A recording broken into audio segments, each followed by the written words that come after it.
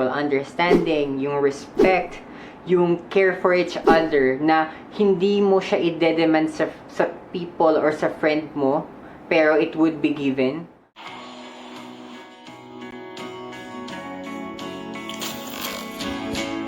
Welcome back to my channel. This is your pal Michael, and for today we're just going to talk about hospital playlist. But before anything else, I would just like to make a shout out for my friend Cedric, because every time may bago akong upload, laging sinishare ni Ced, and I'm really touched by it. But anyway, if you like to learn about how to use Audacity app or software, should I say, feel free to check his own YouTube channel. He does a tutorial of how to use Audacity. So again, we are just going to talk about hospital playlist in this vlog. The last episode of season 1 just aired last Thursday, that's May 28, and I am vlogging this on May 30. And I just actually watched the last episode yesterday or last night. It's kind of a bummer that the season 1 already ended, but the good news is by next year they would have another season. But anyway, I do have my cheat sheet here, my kodigo, kasi I have the tendency na may time na mix up ko yung thoughts ko. So for me to be able to say my impression on a more organized way, I have my cheat sheet here. For the people who have not watched the series yet, or it's not kind of your interest, just a little overview of the series.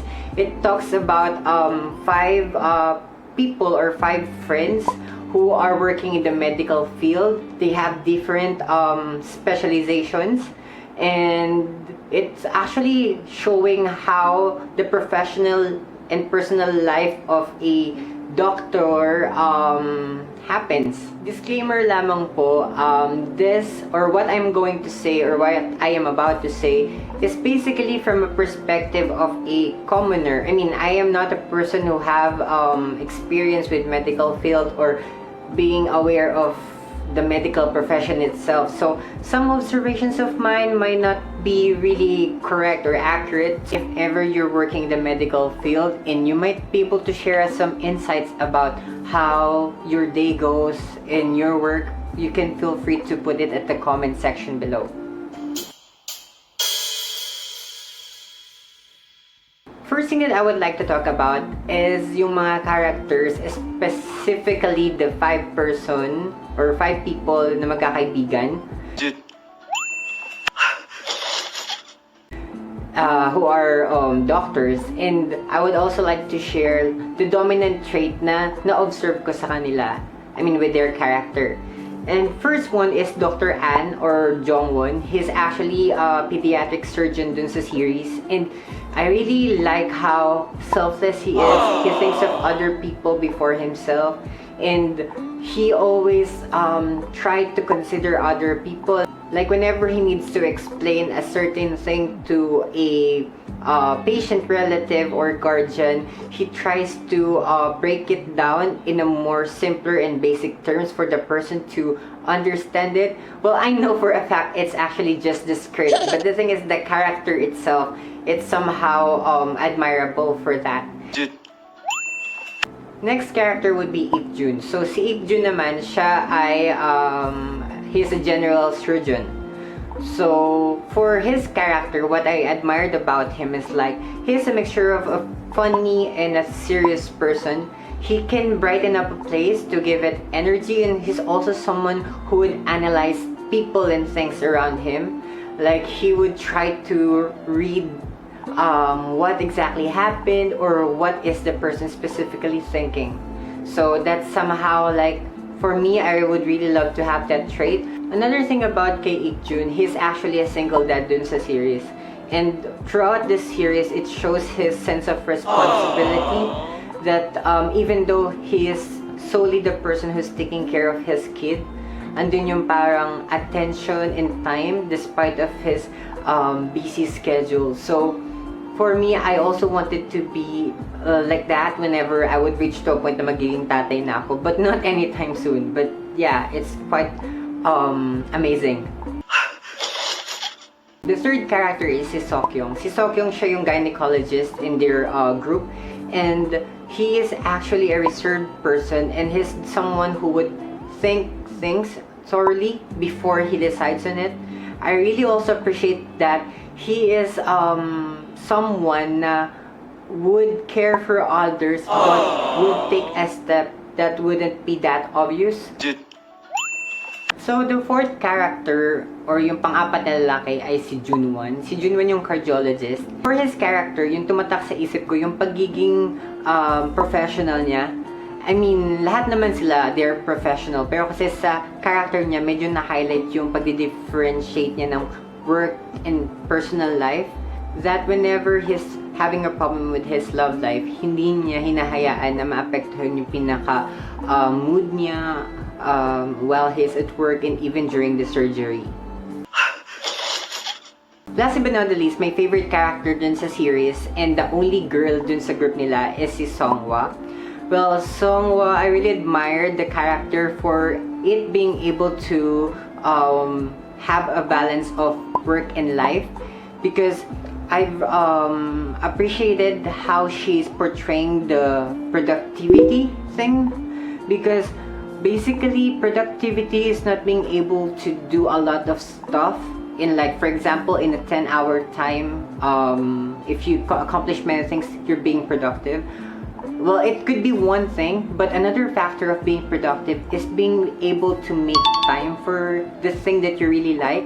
And Songhwa, being a neurologist, she's able to go camping, do some other activities besides her work, but still she likes to study. She likes to, you know, being a doctor, she furthers her knowledge about her profession, and that's really something that I would aspire to do. Not basically in the medical field, but you know, whenever you are at work, or whenever you are already an adult where you have to work an 8-hour, 10-hour shift, I would still wanted to be able to go out, do the stuff that I like, eat the food that I want.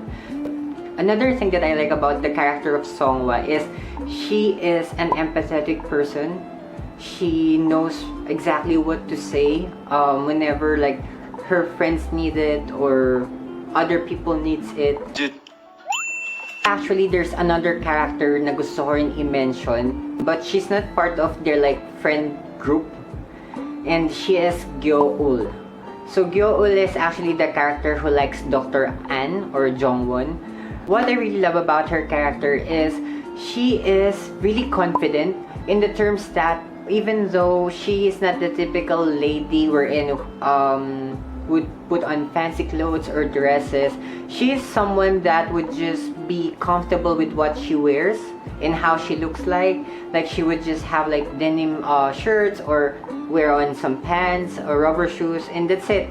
Because I think that's really relevant nowadays, where we should be more confident of what we look like and what we are comfortable with.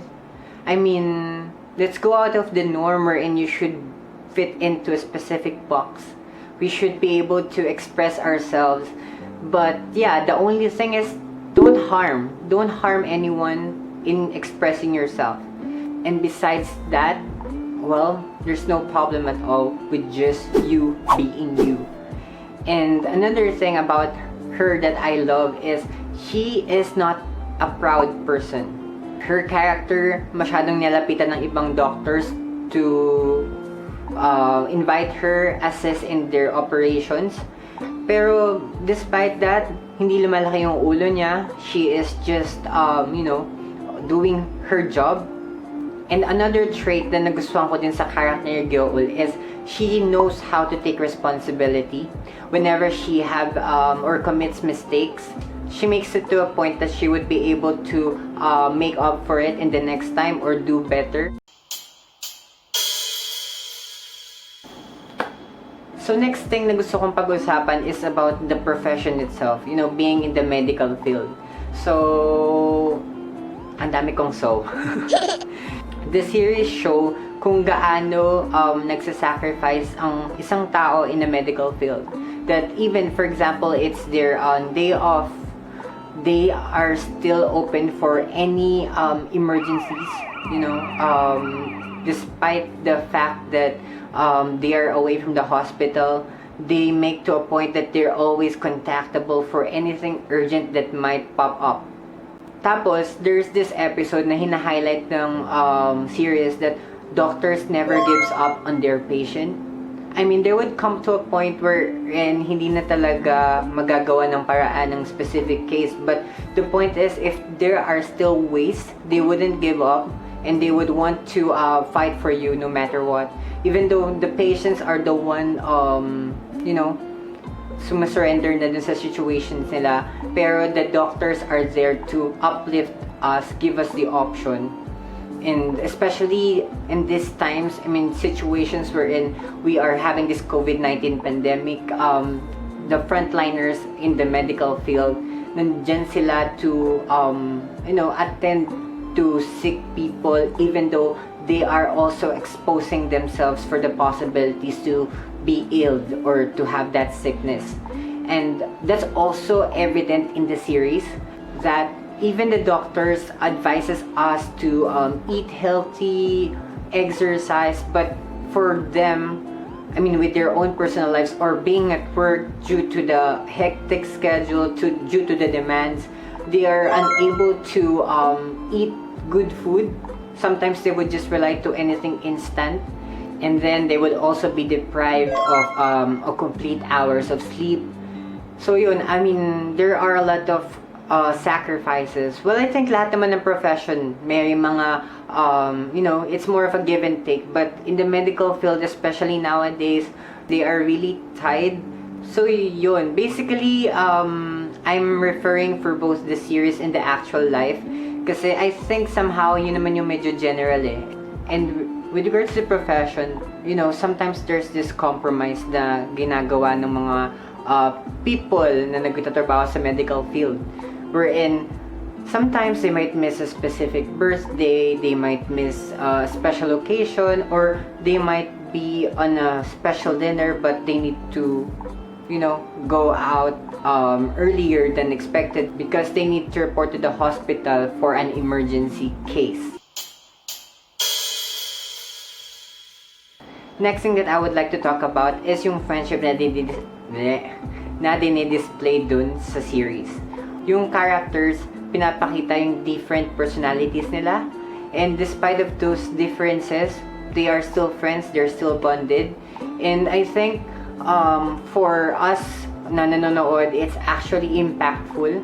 Kasi, you know, sometimes we would always think na we would not fit in a group kasi you have different interests, different traits. But actually, that's not the case. Yun pa nga may times yung nagiging importante na friendship eh, wherein you can contribute to each other because you have different things that you know, tapos you share it to each other and you grow as you build your friendship. Tapos, dun pa sa friendship nila, pinapakita yung mutual understanding, yung respect, yung care for each other, na hindi mo siya i-demand sa people or sa friend mo, pero it would be given. For me, that's really something that's so wonderful with the display of the friendship dun sa series. Another thing that I liked about their friendship is kahit transparent and open sila sa isa't isa, nandun pa din yung pagbibigay nila ng privacy for their own lives. And whenever they feel okay to share it, then that's the time they would just talk about it. But the most thing that I really admire dun sa pinaka-friendship nila is how they can be so matured to understand each other and also be childish in front of each other whenever it's the time for it. Siguro, ang kakaiba dito sa series na to is hindi siya yung parang mainstream na storyline na mayroong agawan ng partners, walang sapawan na this one is better than this one, but more so what happens in the series is more of like them encouraging camaraderie at workplace, tapos supporting your colleague, even like uplifting someone's spirit, and yung pagiging selfless, plus yung support ng mga seniors sa mga subordinates nila. Yung din-display na work ethic dito sa series na to is something na hindi mo lang ma-apply sa medical field but also in other field or other form of work. I don't know if I've watched enough medical series, but this series specifically, Hospital Playlist, it stands out for me kasi every time I watch it, it gives me that symbol of hope because the characters or the story plot, it gives a good example kung paano ba talaga dapat tayo makitungo sa ibang tao, paano ba dapat tayo mag-isip, because you know, sometimes some other series unconsciously they would build up a trait sa atin na it would parang encourage us to think bad of other people and such. But for this series, it's more of like encouraging good thoughts, that whenever someone needs help, we provide. If someone needs understanding, we listen. So it's more of something like that. So I think that's the reason why I'm recording this, for my future self to be reminded that you, Michael, despite of this world being messed up, dapat lagi kang positive.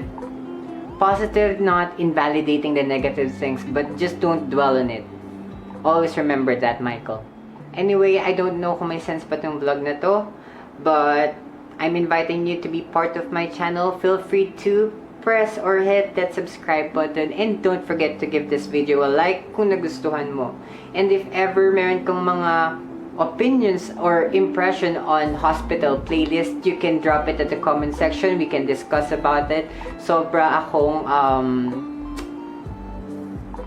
ko lang talagang love tong series na to. Kaya siguro nagba-vlog din ako for this time. I hope you are having a nice day, or kung patapos na yung day kung nasaan ka man ngayon, I hope you had a nice day.